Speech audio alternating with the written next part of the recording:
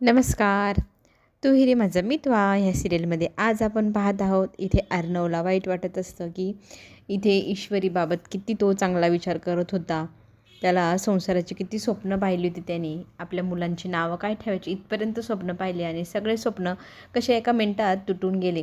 त्याच वेळेला मामा त्याच्याशी बोलण्यासाठी येतात. मामांना थोडंसं जाणवतं की अर्णवचं काहीतरी बिघडलं आहे, पण अर्णव कुणाला काही सांगायला तयार नाही. तर मामा म्हणतात, तू कुणाला नाही सांगू शकत माहिती आहे, पण माझ्याशी तर मनमोकळेपणाने बोल. तुझ्या मनात काय चाललं आहे, कसल्या एवढा तू विचार करतोय ते तरी सांग. इथे अर्णव मामांशी खोटं बोलतो की काही नाही, मला फक्त आईची आठवण येत होती म्हणून थोडा इमोशनल मी झालो, बाकी माझी काळजी करू नको, मी ठीक आहे असं मामांना तो सांगतो आणि मामांना दिलासा देतो. पण मामांना काहीतरी खटकतंय की काहीतरी झालं आहे. इकडे ईश्वरी अंजलीताईच्या खोलीत त्यांच्याशी बोलण्यासाठी जाते, पण अंजलीताई जुन्या आठवणींमधल्या काही आठवणी ऐकत असते. छोटे छोटे व्हिडिओ आवाज आहे ते ऐकत असते. त्यांच्याकडे टेप रेकॉर्डर आईचं होतं. त्याच्यामध्ये चिंटूचे खूप सारे पोएम्स तो म्हणायचा. ते टेप रेकॉर्डिंग ती आई करायची आणि आता तेच रेकॉर्डिंग इथे अंजली ऐकत असते. ईश्वरीने पण ऐकलं. ती विचारते, ताई तुम्ही काय करते? तर ताई सांगू लागते, हे टेप रेकॉर्डर आहे. चिंटू खूप रुसला की माझी आई काय करायची, तो कोणाशी बोलत नसायचा. मग टेप रेकॉर्डरमध्ये तिची बाजू ती मांडायची. मग चिंटू शांत झाला की ते ऐकल्यावर तिच्या कुशीत पुन्हा येऊन पूर्वीसारखा आनंदाने बोलू लागायचं. ही ट्रिक होती आईची. तर तुझ्यावरती तो रुसलाय, तू पण ही ट्रिक यूज करून बघतेस का, असं म्हणत ती ते टेप रेकॉर्डर ईश्वरीला देते.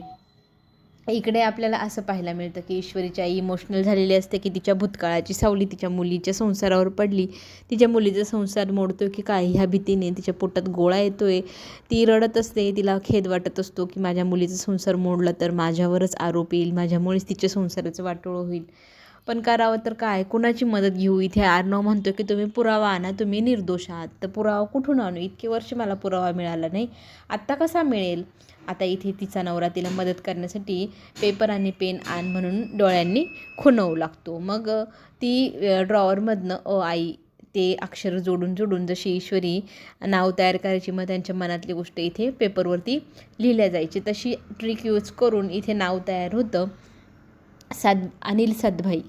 आता हा कोण, तर पत्रकार असं नाव तयार होतं. तर त्यावेळेचा तो पत्रकार आहे ज्यांनी ही न्यूज कव्हर केली होती. त्याला माहिती होतं आणि तोच एक व्यक्ती आहे जे हे सत्य आता ह्या अर्णवसमोर आणू शकतो. सातभाईच्या मदतीने आता ईश्वरीची आई अर्णवसमोर पूर्वीचं जे काही घडलेलं घटनाक्रम आहे तो आणणार आणि ती निर्दोष आहे हे ती सिद्ध करणार. इतकी छान आता मार्ग इथे अर्णवला दाखवायला ईश्वरीच्या आईला मिळाला आहे. तो कसा पूर्ण होतो आहे पुढील भागात तेही पाहायला मिळेल. इथे क्लाउड किचनवरती संकट आलं आहे, तेही निस्तरण्यासाठी आकाश नम्रताला मदत करण्यासाठी आलेला असतो. नम्रताला मग तो म्हणतो, बघ तुझा प्रॉब्लेम सॉल्व झाला, आता तुला इथून ऑर्डर यायला सुरुवात होतील. तर ती त्यांना थँक्यू म्हणते आणि पुढे काही मदत लागली तर आकाश म्हणतो की मी तुला मदतीला नक्की येईल. वल्लवीने इकडे प्लॅन केला आहे. त्यानुसार अर्णव आणि ईश्वरीमध्ये भांडणं झाली आहे. तर राकेशला ती माहिती सांगू लागते, तिने कशी भांडणं लावली, काय केलं वगैरे वगैरे. आता ही सगळी भांडणं राकेशचं म्हणणं आहे की चव्हाट्यावरती पण आली पाहिजे, रूममध्येच ते भांडत आहे. सगळ्यांसमोर भांडलं की जास्त मजा येईल.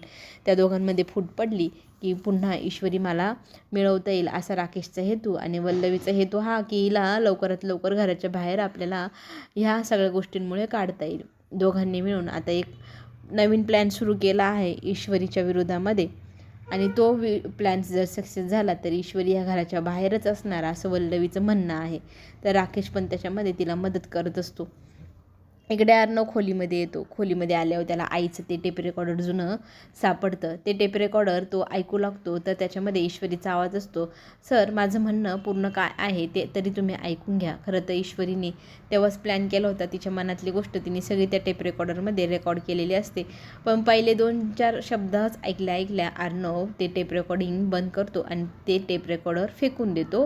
ते कॉटवरती पडतं आणि रागवलेला संतापलेला असल्यामुळे जो इकडे तिकडे पाहू लागतो. ईश्वरी त्याला हाक मारते, प्लीज माझा ऐकून तरी घ्या, ते काय आहे. पण अर्णव तिथून घाई गडबडीत निघून जातो. त्याच्या मागे मागे मग ईश्वरी पण धावत धावत जाते. ते टेप रेकॉर्डर ती गाडीमध्ये ऑन करून ठेवते. प्लीज ऐका ना, प्लीज असं न ऐकता जाऊ नका, ऐकून घ्या असं म्हणत मग ती टेप रेकॉर्डर तिथे ठेवते आणि मग तो ते सगळं काही रेकॉर्डिंग ऐकू लागतो. त्याच्यामध्ये तिने सांगितले असते तिच्या मनातल्या गोष्टी. मलाही हे सत्य माहीत नव्हतं, माझ्यासमोरही हे सत्य अचानकच आलं. मी काय तुम्हाला फसवलेलं वगैरे नाही, मी तुमची साथ आयुष्यभर देईल, तुम्हाला कधीही एकटं सोडणार नाही.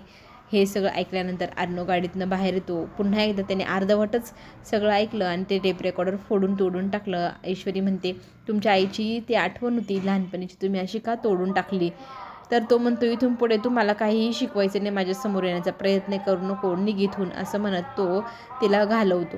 इकडे वल्लवी आणि राकेशने क्लाउड किचनवरती संकट आणायचं ठरवलं. खूप साऱ्या ऑर्डर्स द्यायच्या, त्यांना स्वयंपाक तयार करायला लावायच्या, मिठाया तयार करायला लावायच्या आणि ऑर्डर कॅन्सल झाली की त्या सगळ्या मिठायांमुळे त्यांचं नुकसान क्लाउड किचनचं होणार. ईश्वरीवरती चांगलाच वार करण्याचा निर्णय इथे राकेश आणि वल्लवीने घेतला आहे.